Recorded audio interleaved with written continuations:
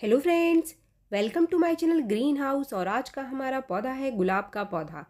अगर आप में से काफ़ी सारे लोगों के गुलाब के पौधे में कोई भी नई ग्रोथ नहीं आ रही है काफ़ी दिनों से, या फिर कोई भी फूल नहीं खिल रहे हैं, तो ये जो फरवरी और मार्च का टाइम है वो काफ़ी बढ़िया टाइम है। जो बसंत ऋतु का टाइम है गुलाब के पौधे में नई ग्रोथ को लेने के लिए और मैक्सिमम ज़्यादा से ज़्यादा फूल लेने के लिए बहुत ही बढ़िया टाइम है। अगर कुछ काम आप इस समय अपने गुलाब के पौधे में कर लेंगे तो आपका गुलाब का पौधा कुछ ही दिन में अनगिनत नई ग्रोथ और सैकड़ों फूलों से भर जाएगा। तो फ्रेंड्स, वो कौन से काम है जो कि आपको फरवरी और मार्च के महीने में अपने गुलाब के पौधे में ज़रूर कर लेना है। अगर ये 2 महीने निकल गए तो फिर आगे के महीनों में आप ये काम अपने गुलाब के पौधे पर नहीं कर पाएंगे। उसी में एक काम है गुलाब के पौधे के ऊपर स्टेम की हार्ड प्रूनिंग, और दूसरा है इसकी रूट प्रूनिंग। रूट प्रूनिंग गुलाब के पौधे में करने के लिए सबसे सही टाइम होता है फरवरी का महीना। तो फरवरी के महीने में अगर आपके किसी भी गुलाब के पौधे के अंदर रूट बॉन्डिंग हो रही है। रूट बॉन्डिंग क्या है? जब भी आप अपने पौधे की मिट्टी की गुड़ाई करते हैं तो ये जो जड़ें आप देख रहे हैं ये ऊपर से दिखाई देने लगी है। इसका मतलब इसके नीचे काफ़ी सारी जड़ें फैल चुकी हैं और आगे जड़ों को ग्रोथ करने के लिए जगह नहीं मिलेगी, तो पौधा ऊपर भी ग्रोथ कम करेगा और फ्लावरिंग भी इसके ऊपर कम आएगी। तो आपके पास कोई भी ऐसा पौधा है तो आप इसकी रूट प्रूनिंग इस समय कर सकते हैं और उसकी स्टेम प्रूनिंग भी कर सकते हैं। लेकिन दोनों को साथ कैसे करना है ये पूरा इस वीडियो में मैं आपके साथ शेयर कर रही हूँ। इस काम को करने के लिए सबसे पहले तो आप अपने पौधे की जो पानी है उसको 2-3 दिन देना बिल्कुल बंद कर देना। मिट्टी को थोड़ा सा आपको सूखने देना। उसके बाद दूसरे स्टेप में ये पौधा आप देख रहे हैं मैंने पूरा का पूरा बाहर निकाल लिया है। आपको भी ऐसे ही बाहर निकालना पड़ेगा। तो आप इसकी रूट बॉन्डिंग देख सकते हैं। इसमें रूट की कंडीशन आप देखिए, ये देखिए पूरा का पूरा सिर्फ जड़ें ही दिखाई दे रही हैं, मिट्टी का कहीं कोई नामो निशान नहीं है। और बाहर भी ये जड़ें निकलने लग गई थी, जो छेद होता है नीचे का। तो ऐसे में हमारा पौधा ऊपर फ्लावरिंग कम करता है, क्योंकि जड़ें प्रॉपर तरीके से न्यूट्रिशन को एब्जॉर्व नहीं कर पाती हैं। अब यहाँ पर जड़ों को काटना बहुत ज़रूरी काम है। इस सीज़न में ही हम जड़ों को इसलिए काटते हैं क्योंकि ये जो महीने हैं फरवरी और मार्च के, ये गुलाब के पौधे का ग्रोइंग टाइम है। इस बीच गुलाब नई जड़ें बनाना शुरू कर देता है। तो ये सही टाइम है। अगर इस टाइम आप कर लेंगे तो जो जड़ें हैं नई निकल करके आ जाएंगी आपके पौधे में, आपका पौधा ख़राब नहीं होगा। अगर किसी और महीने में जो कि गुलाब का ग्रोइंग टाइम नहीं है, जिस सीज़न में गुलाब की जो जड़ों की ग्रोथ है काफ़ी स्लो रहती है, उस समय अगर आप ये काम करेंगे तो हमारा पूरा का पूरा पौधा ख़राब हो जाता है। इसके लिए जो आधा हिस्सा है वो पूरा का पूरा मैं काट करके इसका निकाल लूँगी। हमको यहाँ पर सिर्फ ऊपर की जो 30% जड़ें हैं जो कि मेन ब्रांच से जुड़ी हुई हैं उसी को रखना है और बाकी हिस्से को काट करके हमें निकाल देना है। तो फ्रेंड्स, यहाँ पर पहला स्टेप हमने पूरा कर लिया है। अब टाइम है इसकी रिपोर्टिंग का। रिपोर्टिंग के लिए मैं उसी गमले का इस्तेमाल कर रही हूँ जिसमें पहले मैंने इसको लगाया था। फ्रेंड्स, यहाँ पर एक बहुत इंपॉर्टेंट टिप्स कि गुलाब के पौधे को आप जिस भी पॉट में लगाएंगे उसका छेद बड़ा होना चाहिए। पानी प्रॉपर तरीके से नीचे से निकलना चाहिए जब भी आप पानी डालते हैं। अगर पानी रुका तो गुलाब के पौधे के अंदर फंगस लगने से गुलाब का पौधा ख़राब हो जाता है। और गुलाब के पौधे के ख़राब होने के पीछे सबसे बड़ा कारण यही होता है, नीचे मिट्टी में पानी का रुकना और फंगस का लगना। तो इसके लिए यहाँ पर मैंने लिया है बेस में राइस हस्क, यानी कि धान का छिलका। धान का छिलका जो है वो धीरे धीरे डिकम्पोज हो जाएगा और इसके ऊपर मिट्टी भी नहीं जमती है और ना तो नीचे पानी रुकेगा। इसके बाद मैं जो लेयर ले रही हूँ ये है अच्छे से सूखा हुआ गोबर का खाद। गोबर की अच्छे से डिकम्पोज सूखी हुई खाद है जो कि मैंने थोड़ी सी मात्रा में बेस में पहले इसके रख लिया है। आप इसकी जगह वर्मी कंपोस्ट भी रख सकते हैं। इसके बाद यहाँ पर मैं ले रही हूँ 1 चम्मच चाय की पत्ती। ये फ्रेश चाय की पत्ती है जो कि हमने अभी उबाली नहीं है, जिसकी हमने चाय नहीं बनाई है।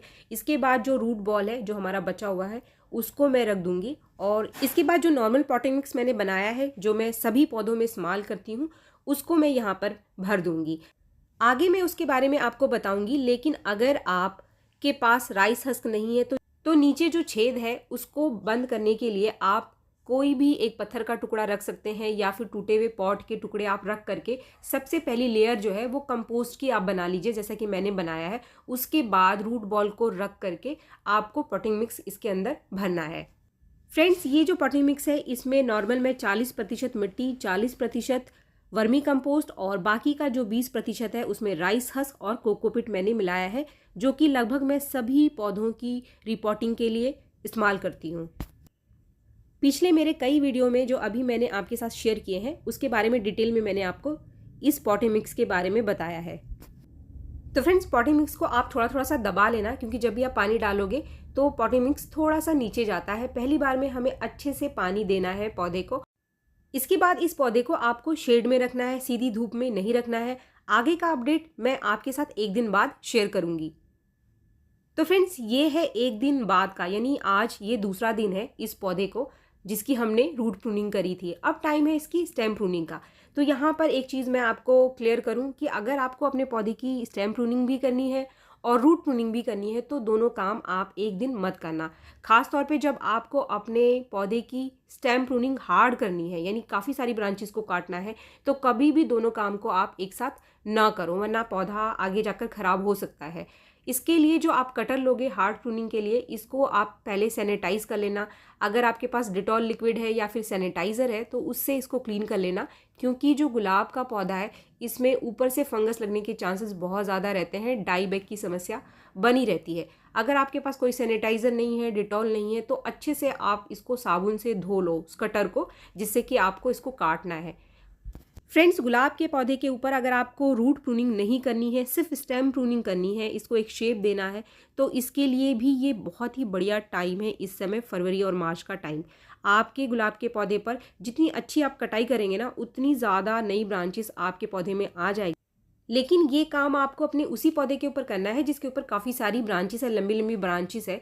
अगर आपके पौधे के ऊपर एक या दो ब्रांचेस है तो सिर्फ टिप को काटना है आपको, उसके ऊपर हार्ड प्रूनिंग आपको नहीं करनी है। प्रूनिंग करने के बाद ये जो कटिंग है इसको आपको फेंकना नहीं है, इसको लगाने का भी बहुत ही बढ़िया टाइम है ये। तो इस समय आप इन कटिंग को आसानी से ग्रो कर सकते हैं। ऐसी कटिंग जिसकी जो टिप है, ऊपर की टिप डेड है, तो आप उसके ऊपर के टिप को बिल्कुल मत काटना, ऐसे के ऐसे ही इसको लगा दो। अनइवन कटिंग भी आप ग्रो कर सकते हैं, यानी ऐसी कटिंग जिसमें एक एक या दो दो ब्रांचेस ऊपर से निकल रही है। नीचे के 2-3 नोड आप मिट्टी में धंसा दो। चाहे कटिंग आपकी मोटी है या फिर पतली है, 6 इंच से लेकर 10 इंच तक जितनी भी कटिंग आपके पास मिल जाए आपको, आप उनको लगा दो। कभी कभी मोटी कटिंग की बजाय पतली कटिंग भी ग्रो कर जाती है। जितनी भी कटिंग है इनकी आप ऊपर से पत्तियों को मत हटाना, 2-2 3-3 पत्तियां छोड़ करके नीचे से पत्तियों को बस आपको हटाना है। ऊपर से पत्तियां अगर रहेंगी तो मॉइस्चर मेंटेन रहता है। ऐसी जो टहनियां हैं, जो कटिंग हम लगाते हैं, ये सूखती नहीं है और ये कटिंग आसानी से ग्रो भी कर जाती है। ऐसी कटिंग भी आप लगा सकते हैं, जैसे आप ये देख रहे हो, इसमें 2 ब्रांच निकल रही है, तो हमें इसका जो नीचे का हिस्सा है बस मिट्टी में धंसा देना है। ऐसी कटिंग भी ग्रो हो जाती है, मैंने कई वीडियो में आपके साथ शेयर भी किया है। कटिंग को लगाते समय आपको बालुई मिट्टी यानी रेतीली मिट्टी का इस्तेमाल करना है, या फिर आप कोकोपीट भी ले सकते हैं, जैसे कि मैंने पहले से ही इसके अंदर कोकोपीट भर करके रखा हुआ है। एक ही जो कंटेनर है, एक ही प्लास्टिक के कंटेनर में आप कई सारी कटिंग को ग्रो कर सकते हैं, क्योंकि कभी कभी कुछ कटिंग ग्रो होती है, कुछ नहीं होती है।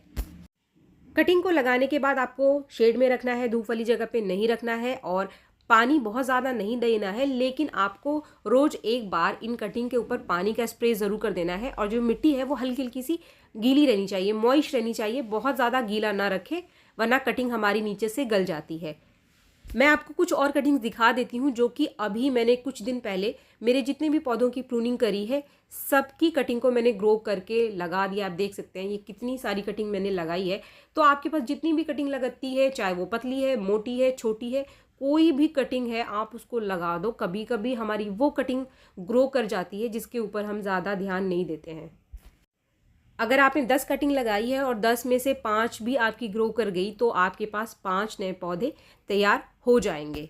अब टाइम है कुछ बहुत इंपॉर्टेंट टिप्स का। सबसे पहले तो जिस पे हमने ये काम किया है, जिस भी पौधे पर हमने ये काम किया है, इसको आपको कम से कम 1 हफ्ते तक शेड वाली जगह पर रखनी है। दूसरी चीज़, आपको इसकी ब्रांचेस के ऊपर पानी का स्प्रे रोज़ करना है सुबह के टाइम। मिट्टी को हमेशा हल्की मॉइस्ट रखना है। मिट्टी को ना तो बहुत ज़्यादा आप गीला रखें और ना ही बहुत ज़्यादा आपको इसको सुखाना है। लेकिन एक बार दिन में आप सुबह के टाइम पानी का स्प्रे ज़रूर करें। शाम के टाइम आपको पानी का स्प्रे नहीं करना है। शाम के टाइम स्प्रे करेंगे, इसके ऊपर ज़रूरत से ज़्यादा मॉइस्चर बना रहा तो फंगस भी लगने के चांसेस बने रहते हैं। सुबह आप स्प्रे करेंगे तो शाम होने तक जो ये पानी है ब्रांचेस के ऊपर ये सूख जाता है। स्प्रे करने से जो ब्रांचेस है वो सॉफ्ट बनी रहती है, इसके कई सारे फ़ायदे हैं, आपको ज़्यादा से ज़्यादा नई ब्रांचेस मिलेगी स्प्रे करने से। दूसरी चीज़, काफ़ी सारे लोग कहते हैं कि ब्रांच निकल करके आ गई लेकिन उसके ऊपर कोई कलियाँ नहीं बनी, यानी जो शूट्स हैं वो ब्लाइंड शूट में कन्वर्ट हो जाते हैं। तो मॉइस्चर की कमी की वजह से ही ऐसा होता है। अगर आप पानी का स्प्रे करेंगे तो ब्रांचेस आगे बढ़ेंगी और कलियाँ भी इसके ऊपर बनेंगी। इसके बाद एक बहुत इंपॉर्टेंट टिप, जो गुलाब का पौधा है इसके अंदर डाई बैक की समस्या बनी रहती है, ऊपर से ब्रांचेस काली होनी शुरू हो जाती है जब हम उसको कट करते हैं। तो इसके लिए सबसे बढ़िया सॉल्यूशन है, आप हल्दी का एक ऐसा पेस्ट बना लो मोटा मोटा सा, और हल्दी के इस पेस्ट को जब भी आप हार्ड प्रूनिंग करते हैं, या फिर आप में से कोई ऐसा है जिनके पौधे में डाई बैक की समस्या बहुत ज़्यादा है, तो आप टिप पर हल्दी का पेस्ट लगा सकते हैं या फिर बेकिंग सोडा का पेस्ट भी लगा सकते हैं। आपको अपने पौधे के अंदर तब तक कोई फर्टिलाइज़र नहीं देना है जब तक कि इसके अंदर नई ग्रोथ आनी शुरू नहीं हो जाती है। तो फ्रेंड्स, आप देख सकते हैं, अगर आपको अपने पौधे पर कुछ इस तरीके से नई ग्रोथ चाहिए, ये वाला पौधा इसमें थोड़े दिन पहले मैंने काम किया है और काफ़ी सारी नई ब्रांचेस आनी शुरू हो गई हैं। तो अनगिनत नई ब्रांच के लिए और अनगिनत फूलों के लिए इस काम को अपने गुलाब के पौधे के ऊपर आप ज़रूर कर लो।